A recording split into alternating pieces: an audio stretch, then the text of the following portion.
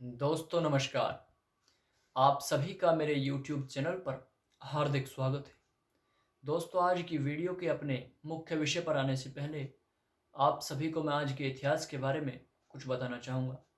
दोस्तों आज ही के दिन वर्ष 1882 में टीबी नाम के रोग की पहली बार खोज की गई थी। पहली बार दुनिया को इस बीमारी के बारे में पता चला था।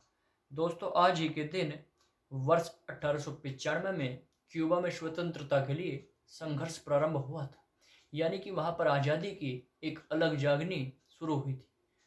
इसके अलावा दोस्तों वर्ष 1976 में सेना प्रमुखों द्वारा अर्जेंटीना में तख्ता पलट कर दिया गया था और वहाँ की राष्ट्रपति श्रीमती पेरो को उन्होंने गिरफ्तार करके जेल में डाल दिया था।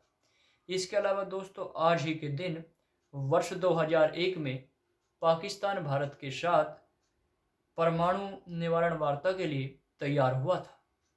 इसके अलावा दोस्तों आज ही के दिन वर्ष 2003 में चीन के जिनजियांग शहर में एक भीषण भूकंप आया था जिसमें 257 लोगों की जान चली गई थी। इसके अलावा दोस्तों आज ही के दिन वर्ष 2004 में रूस के प्रधानमंत्री मिखाइल काशिनोव को राष्ट्रपति व्लादिमीर पुतिन ने उनके पद से बर्खास्त कर दिया था। इसके अलावा दोस्तों आज ही के दिन वर्ष 2006 में फिलीपींस में तख्ता पलट की कोशिश के बाद आपातकाल लगा दिया गया था।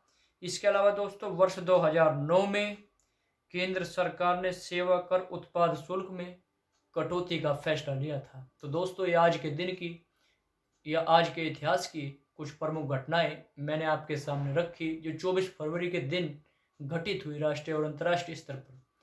दोस्तों अब मैं अपनी वीडियो के मुख्य विषय पर आता हूं। दोस्तों कोरोना वायरस पूरी दुनिया में लगातार पूरी तेजी के साथ बढ़ता जा रहा है। लगातार लोगों की इस बीमारी से जान भी जा रही है। लेकिन आखिर क्या कारण है कि हम फिर भी इस बीमारी के प्रति लापरवाही बरत रहे हैं। हम अब ये समझने लगे हैं कि हमें मास्क लगाने की कोई ज़रूरत नहीं है।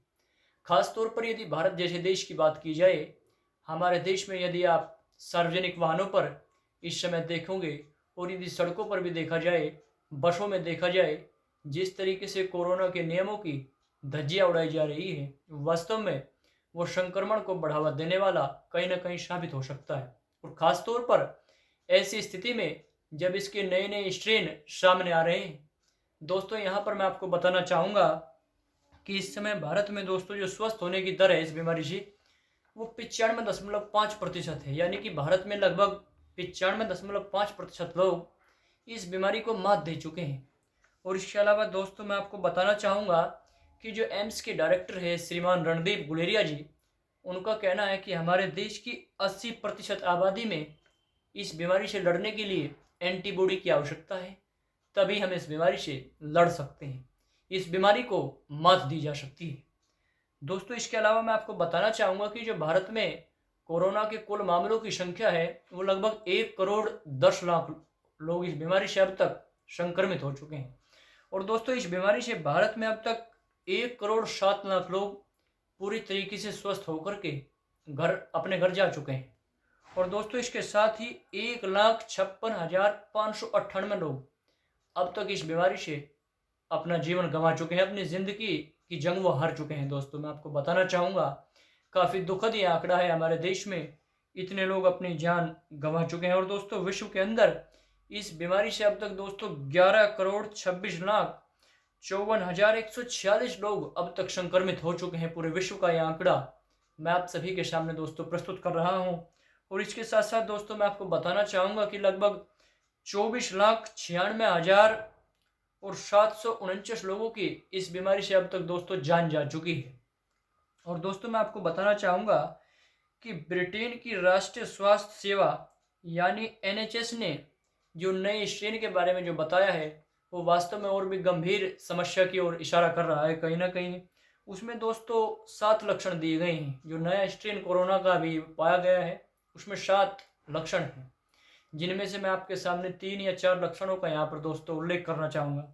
सबसे पहला दोस्तों रेसेज होना, यानी शरीर पर यदि आपके कहीं रेसेज हो जाते हैं तो ये कोरोना का लक्षण है दोस्तों, इसे कभी नज़रअंदाज ना कीजिएगा। और मैं आपसे इस वीडियो के माध्यम से, अपने यूट्यूब चैनल के माध्यम से ये अनुरोध करना चाहता हूं दोस्तों कि आप कोरोना के नियमों की अनदेखी ना करें दोस्तों। नियमों का पालन करें। भले ही दोस्तों वैक्सीन दुनिया के अंदर आ चुकी है, लेकिन नियमों का पालन करना अनिवार्य होता है दोस्तों। इसके अलावा दोस्तों मैं आपको बताना चाहूँगा, डायरिया यदि आपको है, डायरिया की यदि शिकायत है, तो दोस्तों ये भी कहीं ना कहीं एक कोरोना के नए स्ट्रेन की ओर संकेत दे रहा है आपको। और इसके साथ दोस्तों पैरों की उंगलियों का यदि रंग परिवर्तित हो जाता है, तो कहीं ना कहीं ये भी एक कोरोना के नए स्ट्रेन की ओर एक इशारा है, एक संकेत है आपको। इससे सचेत हो जाइए दोस्तों। इसके अलावा दोस्तों मैं आपको बताना चाहूँगा कि कल हमारे देश में 13,462 नए मामले सामने आए दोस्तों, और 100 लोगों ने दोस्तों इस बीमारी से कल जान गंवाई।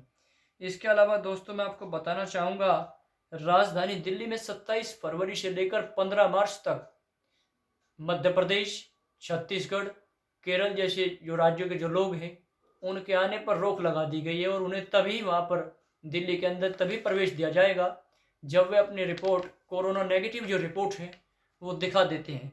तो दोस्तों मैं आपको बताना चाहूँगा, और महाराष्ट्र में भी खासतौर पर दोस्तों मुंबई जैसे शहरों में हालत काफ़ी ख़राब नज़र आ रही है, और मध्य प्रदेश में यदि बात की जाए तो इंदौर, भोपाल जैसे शहरों में काफ़ी स्थिति गंभीर बनी हुई है दोस्तों। इसके अलावा मैं आपको बताना चाहूँगा अपने इस वीडियो के माध्यम से कि गुजरात के अहमदाबाद, सूरत और राजकोट में भी दोस्तों स्थिति काफ़ी गंभीर बनी हुई है दोस्तों।